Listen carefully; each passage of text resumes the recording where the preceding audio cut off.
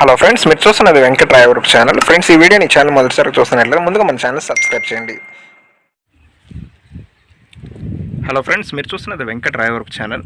Friends, ఈరోజు బందర్కోటకు రావడం జరిగింది. బందర్కోటలోని విశేషాలు మీకు చెప్దామని బందర్కోటలోకి వచ్చాను. ఒకసారి ఈ బందర్కోట క్లియర్గా మీకు చూపిస్తాను. ఇక్కడి నుంచే బ్రిటిష్ వారు వ్యాపారాలు చేస్తూ ఉండేవాళ్ళు.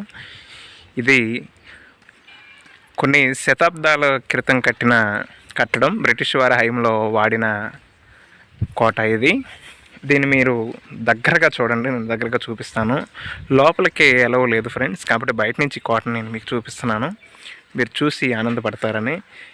నిన్న గిలకలదిండి వెళ్దాం అనుకునే కుదరలేదు, బట్ ఈరోజు బందర్కోట రావడం జరిగింది. గిలకలదిండిలో ప్రజెంటు పోర్టు సంబంధించి పనులు జరుపుతున్నారు, వాళ్ళు ఎలవ్ చేయట్లేదు. కాబట్టి ఈ కోట మీరు చూసి ఆనందపడతారని మళ్ళీ బందర్కోట వచ్చి మీకు ఇది తీసి చూపిద్దామని, మిమ్మల్ని నిరుత్సాహపడకుండా చేద్దామని ఇక్కడికి వచ్చాను. ఈ వీడియో చూడండి ఫ్రెండ్స్.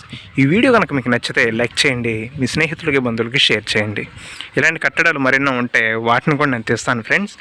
ఇది బ్రిటిష్ వారు హార్టికల్చర్ సర్వే ఆఫ్ ఇండియా అని ఇక్కడ బోర్డు పెట్టారు. గవర్నమెంట్ ఆఫ్ ఇండియా భారతీయ పురాతత్వ సర్వే శిక్ష అని వీళ్ళు స్థాపించారు.